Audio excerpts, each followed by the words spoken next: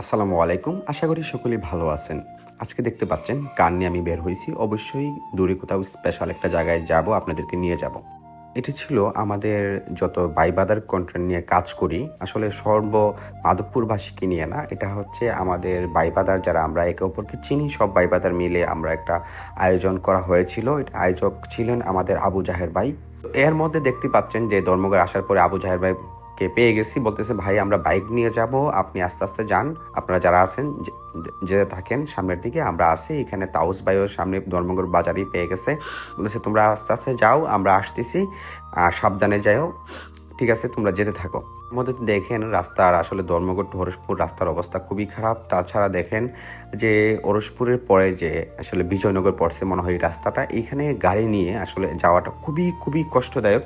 আপনারা যারা বিজয়নগরবাসী বা হরসপুরবাসী আছেন, অবশ্যই ওই জায়গাটাকে যদি আপনারা একটু মেরামত করেন, একটু দেখেন, তাহলে জনগণের এই ভোগান্তিটার থেকে অনেকটা স্বস্তি পাবে। তো দয়া করে এই জিনিসটা একটু খেয়াল রাখবেন যাতে ওই জায়গাটা একটু মেরামত করা যায় কিনা। এর মধ্যে আমরা রেস্টুরেন্টের সামনে এসে হাজির। গাড়ি থেকে আমি নামলাম। নামার পর গাড়িটাকে লক করতে হবে, মাস্ট বি, কারণ গাড়ি লক না করলে যে কোনো সময় যে কোনো সমস্যা হতে পারে বা যে কেউ গাড়ির ডোর খুলে কিছু নিয়ে যেতে পারে। তো আমি রেস্টুরেন্টে নামার পরে আমি রেস্টুরেন্টে ঢুকলাম। আমার সাথে ছিল মীর সাদেক কাকা, আরও অনেকেই ছিল আমার সাথে, অনেক ছোটো ভাইয়েরা ছিল আমার সাথে। তো আমরা রেস্টুরেন্টে ঢুকলাম, ঢুকে দেখি আমার প্রিয় ছোটো ভাই শান্ত, অনেক পপুলার কন্টেন্ট ক্রিয়েটর। আসলে তারে আমার খুবই ভালো লাগে, তার কন্টেন্টগুলো আমার দেখতে খুবই খুবই পছন্দ। এছাড়াও যে অনেক ক্রিয়েটর ভাইয়েরা ছিল, এখানে দেখেন জাহাঙ্গীর ভাইও ছিল মাধবপুরের, উনিও খুব ভালো ভালো কন্টেন্ট তৈরি করে, খুব ভালো লাগে। এবং আরেকজন বড় ভাই, আসলে কারোর কথা বলে শেষ করা যাবে না, সবাই ভালো ভালো কন্টেন্ট নিয়ে কাজ করে, অনেকেই অনেক কন্টেন্ট নিয়ে কাজ করলো। আসলে একজনের ক্রিয়েটিভিটি একরকম থাকে, কিন্তু সবাই চেষ্টা করতেছে যার যার জায়গা থেকে বেস্ট সার্ভিস দেওয়ার জন্য। এবং এটা উনি হচ্ছে এই রেস্টুরেন্টের পরিচালক ফসল আহমেদ, যে বাইকও পেলাম উনি, এবং সব অনুষ্ঠানের আজকের যে প্রোগ্রামের খাবার টাবার নিয়ে সব কিছু উনি আয়োজন করেছেন এবং ব্যবস্থা করেছেন এজন্য। এবং খাবারগুলো আমরা লাস্টে রিভিউ দেবো খাবারটা কেমন হয়েছে। এবং দেখতে পাচ্ছেন যে আমি আসার পরে যে বাইবাদার যারা আসছে অনেকেই চলে আসছিল আমার আগে, আমার আসতে একটু লেট হয়ে গেছিল। রাস্তার জ্যাম এবং রাস্তার যে অবস্থা, ভাঙা টাঙা যে অবস্থা খুবই খারাপ ছিল। এর মধ্যে দেখতে পাচ্ছেন এইখানে আব্দুল মান্নান ভাই ছিল, তারপরে আমাদের মাধবপুরের বড় বড় কন্টেন্ট ক্রিয়েটর ভাইরা ছিল যারা মানবিক কাজ করে। আসলে এইসব ভাইদের কথা বলে শেষ করা যাবে না।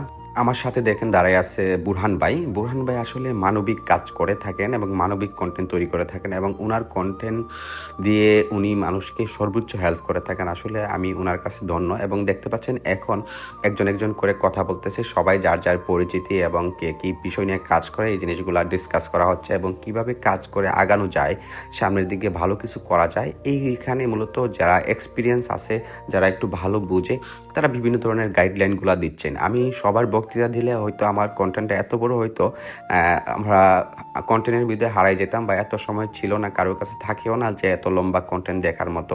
তো এই জন্য আমি চেষ্টা করছি সবাইকে একটু একটু ফুটেজ রাখার জন্য। যারা একটু একটু কথাবার্তা বলছেন, যার যার পরিচিতির পালাগুলো আমি একটু একটু রাখার চেষ্টা করেছি।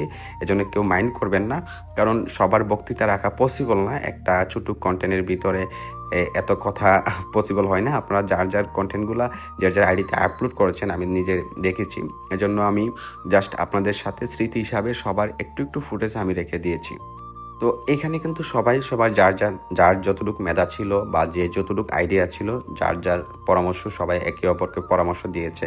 এবং পরামর্শগুলো খুবই, অনেকের যারা নতুন ছিল, যারা কাজ শুরু করেছে আমাদের মতো, তারা অনেকেই উৎসাহ পেয়েছে। আর যে কোনো কাজের শুরুতে সিনিয়রদের একটু পরামর্শ থাকলে যে কোনো কাজ করতে ভালো লাগে। এর মধ্যে আমিও চেষ্টা করেছি কিছু আমার যা জানি তা পরামর্শ সবাইকে দেওয়ার জন্য। শুনতে থাকুন আমি কি বলেছি। এটা আমি এখন লাভ করতে পারি নাই। একজন সফল কন্টেন্ট ক্রিয়েটর হতে হলে যে গুণাবলী প্রয়োজন, এটা আমি এখন অর্জন করতে পারি না। আমি এখন লার্নিং আছি, স্টুডেন্ট হিসাবে এখানে আছি, এখন আমি পর্যায়ে এখন যেতে পারি না। তো একজন কন্টেন্ট ক্রিয়েটর হিসাবে যে শুধু কন্টেন্ট ফেসবুকে দিতে হয়, যদি ফেসবুক যে একটা প্ল্যাটফর্ম তা না, এছাড়া কিন্তু 2,500 সোশ্যাল মিডিয়া আছে। আমরা কয়টা জানি? আমরা কিন্তু সবগুলা প্ল্যাটফর্মের নাম জানি না। কিন্তু আমার কাছে 2,500 প্ল্যাটফর্মের মধ্যে আমার কাছে লিস্ট আছে, কারণ আমি তো ফ্রিল্যান্সিং নিয়ে কাজ করছি।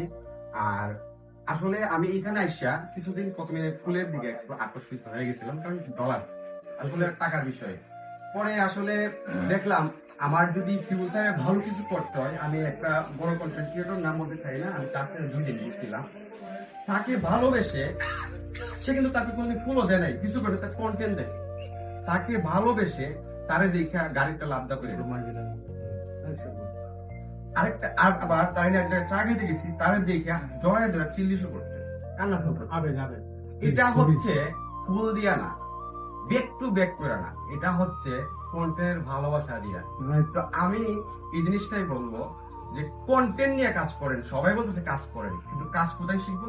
একটা ক্লোদিং, আপনার ইউটিউবে ভিডিও আছে, how can make content, how can make video footage, বা কিভাবে ভিডিও যারা বানায়, একজন কন্টেন্ট ক্রিয়েটর কয়েকটা বেসিক গুণ থাকতে হয়: ভিডিওগ্রাফি, ভিডিও এডিটিং, সাউন্ড সিস্টেমের ধারণা, সাউন্ড এডিট করার ধারণা, এবং সোশ্যাল মিডিয়া মার্কেটিং এবং কন্টেন্টের আইডিয়া, এই জিনিসগুলো ধারণা থাকতে হয়। তা আমি সংক্ষিপ্ত বক্তব্য দিব, কারণ খাবার রেডি হয়ে গেছে, আমি লং করতে চাই না। এই জিনিসগুলো আপনাদের রাখবেন, কারণ আরেকটা জিনিস দেখেন, আমরা আজকে যে রেস্টুরেন্টে আসছি, এই রেস্টুরেন্টের মালিকের জানি আমরা ভিতরে কি করতেছি, এবং আমরা কি খাবার অর্ডার দিতেছি এবং কি করতেছি, আমরা কতজন আছি জানেন না? আমরা যে ফেসবুকে কামলাইতেছি, আমরা কারা কন্টেন্ট দিতেছি, আর কারা ব্যাক টু ব্যাক করতেছি, আর কারা কেলে গেছি, সব রেকর্ডিং করা। অতএব কেউ যদি কোন যে আমাকে সাপোর্ট করেন, আমি তোমাকে সাপোর্ট করব, তাকে ফেসবুকে ওই হারাই দেয়। অনেকে যারা বেশিরভাগ লাইভ করতেছে, তাদের এঙ্গেজ ডাউন করে দিচ্ছে, তাদের ভিডিও রিকমেন্ডেশন দেয় না। ফেসবুকে তো অপশন আছে, রিকমেন্ডেশন অপশন আছে না? এখানে তো ফেসবুকে দিয়ে রাখছে কাকে রিকমেন্ডেশন দেওয়া যায়, ধাক্কা দেওয়া যায়, ফেসবুকে দিয়ে রাখছে না।